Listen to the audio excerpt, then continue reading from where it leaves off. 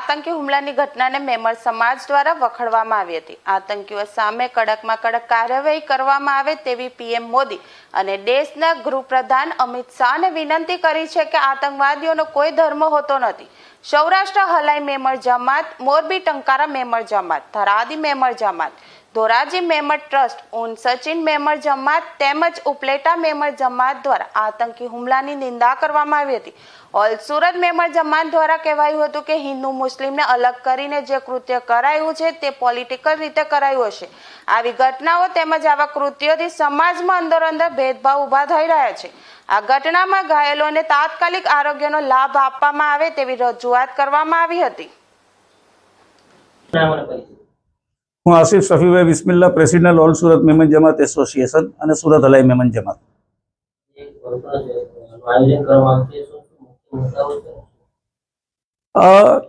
કોન્ફરન્સનું આયોજન આપણે હમણાં જે 2 દિવસ પહેલા આપણા જમ્મુ કાશ્મીરમાં પહેલગામ ખાતે જે કમનસીબ ઘટના બની છે પર્યટકો જોડે, એને વખોડવા માટે અને એની નિંદા કરવા માટે કરવામાં આવી છે।